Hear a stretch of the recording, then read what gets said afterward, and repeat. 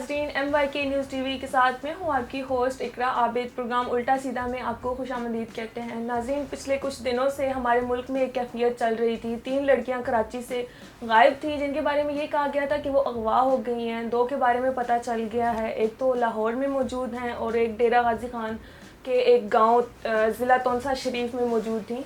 तो कि क्या हुआ उनके साथ, कैसे वो वहाँ से यहाँ तक पहुँची। प्रोफेसर क्यू हमारे साथ मौजूद हैं, हमारे सीनियर तजिया निगार काशिफ सर हमारे साथ मौजूद हैं, और ये हमारे साथ एक मखलूक मौजूद हैं जो उनकी तरह ही है, उनकी तरह के इन्होंने भी कारनामे सर अंजाम दिए हैं। तो आइए हम सर से पूछते हैं कि सर ये कैसी वबा आ गई है, 14-14 साल की लड़कियां इन चक्करों में पड़ गई हैं। लाइक हम जब थे हमें तो सोच भी नहीं थी कि इस तरह कभी कुछ होता है। तो ये क्या हो गया है? बिस्मिल्लाहिर्रहमानिर्रहीम। देखिए, हमारा जो माशरा है वो इखलाकी लिहाज से दिवालिया हो चुका है। हमें इखलाकियात सीखने की सख्त ज़रूरत है। हमें ये चीज़ समझने की ज़रूरत है कि हमने अपने हीरो और हीरोइन किसको बनाना है। मैं अपने इस प्रोग्राम के थ्रू अपना एहतजाज भी रिकॉर्ड करवाना चाहता हूँ। एक मसखरा टाइप, एक ओछा किस्म का एक एंकर कहूँ मैं उसको, क्या कहूँ, यासर शामी, जो इस किस्म के बेहुदा प्रोग्राम करता है, जिसमें वो कम उम्र नौजवानों को रागिब करता है कि वो मतलब शादियां करें। इम्पोर्टेड दुल्हनें लेके आता है 70 साल की, 80 साल की, उनके साथ मतलब हमारे नौजवानों को शॉर्टकट के रास्ते दिखाता है। और फिर जिस चीज़ का मुझे सबसे ज़्यादा इख्तलाफ है, फिर उनको इकबाल के शाहीन कहता है। इकबाल के जो शाहीन है वो तो मर्द मोमिन और मर्द दरवेश होते हैं। इल्लामा इकबाल को की जो नज़रें थी ना, जो उनका विजन था फ्यूचर देखने का, वो दूरबीन से भी ज़्यादा तेज़ था। वो बाखूबी जानते थे कि जो मगरिब से इनकलाब मशरिक की तरफ आएगा, वो अगर बुलबुल टाइप के, बुलबुल नफ्स किस्म के जो नौजवान हैं, वो इसका मुकाबला नहीं कर पाएंगे। उसके लिए शाहीन सिफ्त मर्द, शाहीन सिफ्त दरवेश, वही जो है वो इसका मुकाबला करेगा। शामी ने जब भी किसी एक लड़का कोई बुरा काम करता है या बहुत ज़्यादा वो अजीबोगरीब होता है, उसको वो शाहीन ही कहता है। आज मेरे साथ मौजूद है इकबाल के शाहीन, और ये वो दोस्त ने एक मजाक के तौर पे इसको बना लिया हुआ। देखिए, जब आप कैमरे के सामने आते हैं, आप समुंदर होता है आपके सामने ना, कई लोग आपको देख रहे होते हैं, आपके ऊपर सोशल रिस्पॉन्सिबिलिटी आ जाती है। नो डाउट इस बंदे की बहुत फ़ैन फॉलोइंग है, लोग इसको देखते हैं। तो इंसान को फिर अगर फ़ैन फॉलोइंग है और कैमरा उसके हाथ में है, बोलने की उसके पास ताकत है, तो वो माशरे में कोई इस्लाह लेके आए। व्यू की जंग में, पैसों की लालच में, प्रोग्राम की रेटिंग के चक्कर में नौजवान नस्ल को ख़राब मत करें, उनको दिवालिया मत करें, उनको शॉर्टकट रास्ते ना सिखाएं। ये एक नौजवान साहब ये भी बैठे हुए हैं। भाईजान, आप क्या हरकतें शुरू हो गई हैं? कौन सी गेमें खेलते हैं? ये गेमों से आप लड़कियों को फंसा रहे हैं, क्या वजह है? मैं क्लैश ऑफ क्लैंस खेलता था गेम, तो उसमें वो लड़की मुझे वो कह रही थी कि आपने ना मेरे साथ बात करनी है, ये करना है। असल में मैं गेम अच्छी खेलता था। तो मुझे पता, गेम खेलनी चाहिए, गेम डालनी नहीं चाहिए। शादी क्यों कर ली, क्यों भगाया उसे? मैंने नहीं शादी की उससे, उसने बोला है शादी करने का। मैं तो डेट के लिए गया था, उसने बोला शादी करो, मैं तो फंस गया। आपने उनसे पूछा था उसकी एज क्या है, कितने साल की है वो? उसने बोला था मैं तो काफ़ी एज की हूँ, 18 साल से ज़्यादा की हूँ। अब वो उसका बाप कह रहा है 14 साल की हूँ, पुलिस ही मुझे पकड़ रही है। उसको कुछ नहीं कहता, मुझे कुछ कहते हैं। पुलिस ने क्या कहा है आपको? मारा है, दिखाओ इधर ही मारा। बहुत अच्छा किया है, तुम लोगों के साथ ऐसे ही होना चाहिए। कैसे ये क्यों हो रहा है, ये क्यों भाग रही हैं? देखिए, थोड़ी सी बात जो है वो सियासी हो जाएगी। इमरान खान साहब ने पुर्तगाल का ड्रामा पाकिस्तानी कौम को दिखाया और बड़ा अच्छा उसका असर आया लोगों के जहनों में, नौजवानों के जहनों में। हमारे जो इस्लाम के हीरो हैं, हमारा जो इस्लामी कल्चर है, उसको देखने का, सीखने का हुआ। लोगों ने तुर्की में ट्रैवल किया। तो इस तरह की जो चीज़ें हैं हमारे मीडिया को प्रमोट करनी चाहिए, ना कि इस तरह के कपल्स बुला के, मसाले लगा के, रेटिंग के लिए, व्यू दिखाने के लिए। देखिए, ये तो हकीकत है कि बुराई जो होती है ना, उसकी तरफ लोग राग़िब होते हैं। एक दफ़ा हज़रत अली से किसी ने पूछा कि जी जब मैं इबादत करता हूँ, नमाज़ पढ़ता हूँ रात को तो मुझे नींद आ जाती है, लेकिन जब मैं कोई इंटरटेनमेंट किसी महफिल में होता हूँ तो मुझे नींद नहीं आती, मुझे बड़ा मज़ा आता है। तो इसकी क्या वजह है? तो उन्होंने हज़रत अली ने फरमाया कि अगर मैं तुम्हें ऑप्शन दूँ कि तुमने कांटों पे सोना है तो तुम्हें नींद आएगी? उसने कहा नहीं आएगी। फिर उन्होंने कहा अगर मैं तुम्हें फूलों पे सुनाऊँ तुम्हें नींद आ जाएगी? तो उसने कहा हाँ जी मुझे नींद आ जाएगी। तो इबादत जो है वो फूलों पे सोने की तरह है, और ये जो महफिलें हैं और इस तरह की जो चीज़ें गुमराह करती हैं, ये जो बुराइयाँ हैं, ये कांटों की तरह है। तो इसलिए जो है ना वहाँ पे हम लोग बड़े एक्टिव रहते हैं। अच्छा नहीं, मुझे बताइए इससे ये नुकसान नहीं हो गया? जैसा मीनार पाकिस्तान वाला वाकया, पता लगा सारा ड्रामा था, सारे उसकी वजह से, ठीक है, ये भी ठीक है, जिस वाकये सारे कह रहे थे अगवा हो गए, लोग स्टेटस लगा रहे, बड़े बड़े एक्टर्स भी स्टेटस लगा रहे हैं, लड़की को ढूंढो ढूंढो, पुलिस वाले ठीक है, पुलिस वाले एक दो इसकी वजह से उन्हें नौकरियों से निकाल दिया गया है, उनको वो कर दिया गया कि यार नहीं आप लोग झूठ बोल रहे हो कि ये यानी जिस पुलिस वाले ने कहा ना कि ये अगवानी हुई, ये भागी है, उसको उन्होंने वो सस्पेंड कर दिया। तो ये नुकसान नहीं हो गया? अब अगर असली कोई बंदी अगवा हो गई, ठीक है, लोग तो यही कहेंगे ये भी भागी है। देखिए जो आयशा वाला मीनार पाकिस्तान का जो वाक़या था, जो उस लड़की ने खुद जाके ये सारा प्लान किया, उस वाक़े में सबसे बड़ा जो नुकसान था ना, वो हमारे मुल्क का इमेज जो है ना बाहर की दुनिया की नज़रों में वो डैमेज हुआ। दूसरा, हम तो इस्लाम में औरत को बड़ी रिस्पेक्ट देते हैं। ये चीज़ भी मैसेज गया कि जी पाकिस्तान में औरत की जो इज़्ज़त नहीं है वो औरत महफूज नहीं है। तो आशा के वाक़े ने पाकिस्तान को बैनुल-अक़वामी लेवल पे बहुत डैमेज किया। फिर इसी बंदे का नाम आता है ये यासर शामी का, जो वहाँ पे गया, उसके सर पे इसने हाथ रखा, एक मारूफ एंकर के साथ वहाँ पे गया, और जब आपके इतने व्यूज़ हैं, आपके मिलियंस में आपके व्यूज़ हैं, आप एक इन्फ्लुएंसर हैं, बेशक आप एंटरटेनमेंट का प्रोग्राम करते हैं, लेकिन उस वाक़े में आप एंटरटेनमेंट का प्रोग्राम करने नहीं गए थे, तो आपने उस प्रोग्राम को भी व्यू और रेटिंग कैच करने के लिए आप वहाँ पे गए, और आपने मज़ीद जो है ना पाकिस्तान के इमेज को जो है ना वो बदनाम किया। तो मैं तो यही चाहूँगा कि मीडिया जो है और जो एंकर्स हैं, जिनके पास पावर है, जिनके पास इन्फ्लुएंस है, वो माशरे की इस्लाह के लिए काम करें। आगे इस माशरे में बड़े बिगाड़ हैं। फिर वालदैन की जिम्मेदारी आती है, वालदैन के पास टाइम ही नहीं है बच्चों के लिए। हम बच्चों को मोबाइल पकड़ा देते हैं। खान साहब ने भी कहा था कि जी हमें नहीं पता बंद कमरों में हमारे बच्चे क्या देखते हैं, और उनकी उस वक़्त उनकी इस बात को बड़ा तनकीद की गई थी। लेकिन एक हफ्ते में ये 3-4 वाक़े जो रिपोर्टेड हैं, ऐसे तो वाक़या रिपोर्ट्स भी नहीं होते ना लोग, क्योंकि हमारा कल्चर ऐसा, हमारा माशरा ऐसे, हम इज़्ज़त को बचाने की कोशिश करते हैं। तो कई वाक़या नहीं, मोस्टली वाक़या रिपोर्ट भी नहीं बताओ तुम अकेले कमरे में क्या देख रहे हो? तो फ़ोन पे बताओ। मैं तो गेम खेलता रहता हूँ, क्लैश ऑफ क्लैन। और वो पबजी भी खेलते, मेरी शक्ल से लग रहा है। हाँ जी, पबजी भी खेलता हूँ, ज़्यादा ये खेलता हूँ, वो लड़की मिल गई थी ना दुआ। आपका ख्याल है ये प्रूफ हो गया कि वो 14 साल की है, ठीक है, तो वो इस पे केस हो सकता है कि नहीं? जो उसका अम्मी है उस पे केस हो सकता है?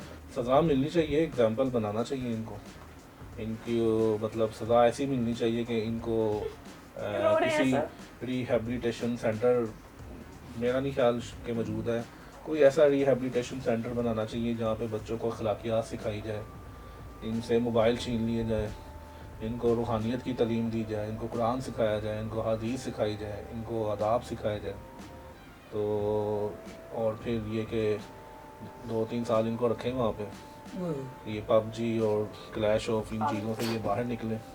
ये इनकी उम्र है कि पढ़ें लिखें, कोई मतलब पायलट बनने का सोचें, कोई फ़ौजी बनने का सोचें, कोई सियासतदान बनने का सोचें, कोई डॉक्टर बनने का सोचें, कोई इंजीनियर बनने का सोचें। अभी मतलब ज़मीन से बाहर नहीं निकले और आसमान को छूने के अंकल मेरा इसमें कोई कसूर नहीं। वो लड़की आई थी गाड़ी लेके, उसने कहा बैठो, मैं बैठ गया, चले गए हम। देखिए मैंने सोचा वो डेट के लिए जा रही है, वो तो शादी कर ली। आप बच्चे तो नहीं है ना?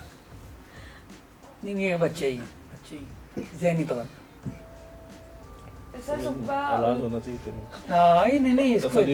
नहीं, इसको पुलिस स्टेशन में मारपीट नहीं चाहिए इसका। ये 2000 के पेरेंट्स ने सुबह प्रेस कॉन्फ्रेंस में अपना निकाहनामा तक दिखाया कि हमारी शादी को भी 18 साल नहीं हुए हैं, तो हमारी जो बच्ची है वो 18 साल की कैसे हो सकती है? समझ नहीं आता है किसका यकीन करें। अब ये कैसे हो सकता है? वो कह रही है मैं 18 साल की हूँ, और मैंने अपनी मर्जी से निकाह किया है और वो अपना निकाहनामा दिखा रहे हैं। अच्छा फिर या तो ठीक है, इसके ये चक्कर में ठीक है अम्मा भाई बदनाम हो रहे हैं, ठीक है, या तो अम्मा बा के जब ये बच्चा हुआ तब उनकी शादी नहीं हुई थी, या फिर उनकी बच्ची भाग गई है, कोई तो वजह होगी। देखिए घर का जो रिस्पॉन्सिबल है ना वो मर्द होता है। हम इस्लामी लिहाज से देखें, कानूनी लिहाज से भी देखें, तो माँ बाप की भी नेग्लिजेंसी है कि उन वो तरबियत करने में कामयाब नहीं हुए बच्चों की। अपने बच्चों पे आपको नज़र रखनी चाहिए। मतलब आजकल हम लोग मोबाइल की दुनिया में, फेसबुकों में, ट्विटर्स में, यूट्यूब्स में, टिकटॉक सबसे में, बड़ी हाँ, मनुसियत वही है। तो होता ऐसे ही है, बीवी एक कमरे में देख रही होती है, मियाँ दूसरे कमरे में देख रहा होता है, बच्चे किसी और जगह कोने में बैठे होते हैं। और ये एक ऐसी चीज़ है कि मतलब आप अपने बच्चे को गुमराही के समुंदर में धकेलते हैं जब आप उसको ये चीज़ पकड़ा देते हैं। मैंने सुना है कि इसराइल में 16 साल तक बच्चों को मोबाइल को हाथ में नहीं लगाना देता। और देखें आपकी पूरी दुनिया का जो फाइनेंशियली निज़ाम है, जो मतलब हर किस्म का फाइनेंशियली निज़ाम, ब्रांड्स, बड़ी कंपनियां, सब कुछ इसराइल की तरफ से है। पूरा आपका उन्होंने सिस्टम जो है वो होल्ड किया हुआ है। नहीं नहीं, इनका नहीं कुछ बन सकता है, इनको ना क्या कहते हैं चपेड़े मार के मुझे लगता है कि मेरे लगी है पहले चपेड़े। शायद ये प्लान के तहत किया जा रहा है कि हमें अखलाकी तौर पे इतना दिवालिया कर दिया जाए कि हम हर बुराई को ना एक्सेप्ट करते जाएं चुप चुप करके ना। बिल्कुल बिल्कुल। अच्छा मुझे बता, इतने दिन तुम किधर थे? हर जगह तुम्हें ढूंढ रहे थे, तुम लोगों को कहाँ पे घूमते? हम हनीमून पे चले गए थे उधर। वो हमने तो मोबाइल ही बंद कर दिए थे, हमें क्या पता था। वो तो बाद में हमने फेसबुक चेक की तो मीम्स बनी हुई है, वायरल हो गई है, देखा है मिस कॉलें आई हुई है 100+, 99+। जैसे एक सवाल पूछूं, कल को माशाल्लाह हनीमून भी बनाया, कल को आपके बच्चे भी होंगे, तो अगर आपके बच्चे ऐसा काम ही आपके साथ करें आपको कैसा लगेगा? ऐसा काम हमने क्या किया? गलत किया है, शादी की है, कोर्ट मैरिज की है। तो मतलब आपकी जो बेटी है वो 14-12 साल की उम्र में भाग के शादी कर ले, आपको अच्छा लगेगा? नहीं है ना, वो 14-12 साल की, 18 साल की है। उसके माँ बाप झूठ बोले या फिर उन्होंने पहले पैदा कर 18 दिया। साल की भागे, 14 साल की वो भागी तो है ना? नहीं भागी, वो शादी की है, कोर्ट मैरिज की है, हक है। वो कराची से लाहौर आ गई है, कैसे? अम्मा पापा को बताया बगैर? गाड़ी से आ गई। तो थोड़ा सब्र कर लेते, कोई 10-12 साल। उसके घर वाले नहीं ना मान रहे थे, वो उसके कजन के साथ शादी कर रहे नहीं भाई, उसके अब्बा ने कहा था कि अगर मुझे घर पे रिश्ता लेकर आते तो फिर शायद मैं मान जाता। आते तो सही ना? नहीं, वो कहती है कि वो मारते थे उसे, बार बार उसे मारते थे कि उसके साथ शादी करो, कजन के साथ। वो जो हो सकता है झूठ बोल रही हो। क्या पता वो झूठ बोले या सच बोले, मुझे तो नहीं ना पता। वैसे मुझे ये नहीं समझ, हो सकता है क्योंकि झूठ, दोनों की चीज़ों में झूठ मुझे लग रहा है, ठीक है। कुछ बातें उसकी सच होंगी, कुछ बातें उसकी, मगर सच दोनों ही नहीं है। मगर नुकसान ठीक है अवाम का होगा, लोगों का होगा, जो असली वाले होंगे उनका होगा, और फ़ायदा इनको होगा। इनका कपल हिट हो जाए, इनका कपल मैं बता रहा हूँ अब मॉर्निंग शोज़ में जाएगा, ठीक है। इनका कपल अब टिकटॉक पे पेज बनाएगा दोनों कपल का, और उस पर सब्सक्राइबर आएंगे, इंस्टा इनका हिट हो जाएगा, फेसबुक इनका हिट हो जाए, ये हिट है। हाँ, जो इधर हिट हुई पड़ी है मेरी, वो नहीं पता। लेकिन आप देखें, आप कोई भी चीज़ आपने इस्तेमाल करनी है, आपने गाड़ी चलानी है, आपने मोटरसाइकिल चलानी है, या आपका पासपोर्ट बनना है, या आपका ID कार्ड बनना है, क्यों 18 साल की रिस्ट्रिक्शन है? हम जब देखते हैं कोई 12, 14, 15 साल का बंदा ड्राइविंग कर रहा है तो हम डर जाते हैं ना। क्यों डरते हैं? क्योंकि इस एज में आपके रिफ्लेक्शन इतने डेवलप नहीं होते, आप इतने समझदार नहीं होते कि अपनी ज़िंदगी के इतने बड़े फैसले जो हैं वो आप कर सकें। ना आप मतलब ना आपका फ्यूचर है, ना आपका कैरियर है, ना आपकी एजुकेशन है। क्यों नहीं और है? फिर आगे आपने नस्ल भी चलानी है, आपने आगे आपके बच्चे पैदा होंगे, उनके आगे बच्चे पैदा होंगे, तो आपने तो क्या कहते हैं कितनी नस्लें खराब कर दी। तब मैं FSC कर रहा था, मैं प्री मेडिकल कर रहा था मैं। तो ये वहाँ पे आप ये सीख रहे थे? आपने जो शादी की है, आपने यही कुछ सीखा है? हमने तो भाग के तो दिखी शादी, ये चल के की है, की तो है शादी, हमने भी कोर्ट मैरिज की है। अब देखिए इसके जो है ना जवाब जो है इसके, वो इखलाकियात का दिवालियापन है। ये शर्म भी नहीं बचपन है ना, मतलब उसमें बचपना है, बचपन है। ये लोग नहीं ठीक हो सकते, इनका बस यही है। अगर इनके वालिद साहब ने जूती उतार के ना पहले ही इसको फंडी लगाई होती ना, तो मतलब यहाँ तक अंकल आप तो नहीं है थत्ता मुझे मेरा दुश्मन लग रहा है। नहीं, इसको तो वैसे मैं ठीक कर लूंगा, मैं ठीक कर लूंगा। क्या क्या है, मुझे अंकल रहे और अंकल वाले काम सारे इसने खुद कर लिए। हाँ।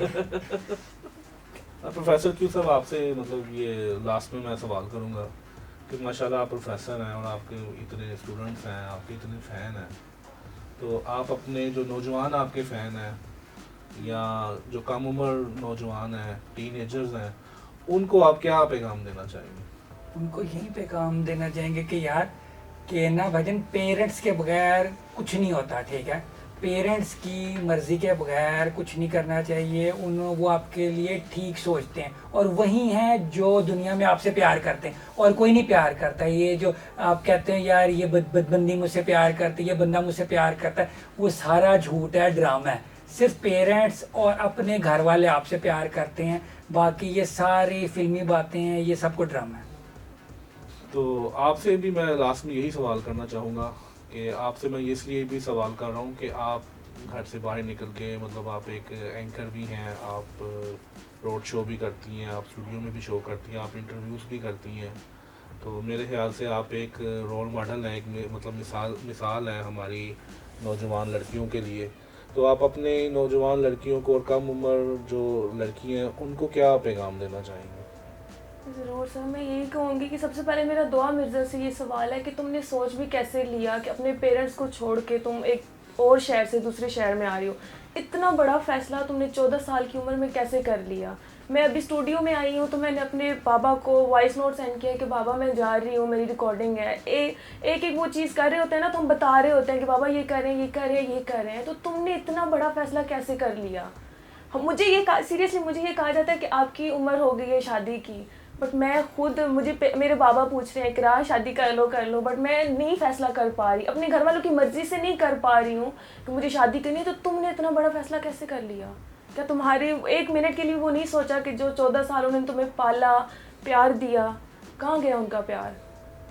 अभी वो निम्रा काज़मी की वीडियो थी कि मेरा नाम निम्रा काज़मी है, मेरे बाबा का नाम नदीम काज़मी है। कितने फ़ख्र से तुम कह सकती थी ना कि मेरे बाबा का नाम नदीम काज़मी है। उसी बाबा को तुमने कैसे रोल की, उनकी इज़्ज़त को तुमने दाव पे लगा दिया। हम दुआ ही कर सकते हैं कि हमारे माशरे में जो ये गुमराही और बेहयाई फैलाई जा रही है, इससे हम बचें और हर लड़की और हर औरत के दिल में आप जैसे जो हैं वो जज्बात पेरेंट्स के लिए और सोसाइटी की इस्लाह के लिए पैदा हो। इजाज़त चाहते हैं इसी के साथ आपसे। आई होप कि आप लोगों को ये वीडियो पसंद आई होगी, और खुदारा मैं फिर एंड पे यही कहूँगी कि निम्रा और दुआ वाला काम आप बिल्कुल भी ना करें। और शराब, अगर आप हमारे चैनल पे नए हैं तो हमारे चैनल को सब्सक्राइब करें, लाइक करें, कमेंट करें, शेयर करें, और ऐसे जो छिछोरे हैं ना उनसे आप प्लीज़ दूर रहें। Thank you.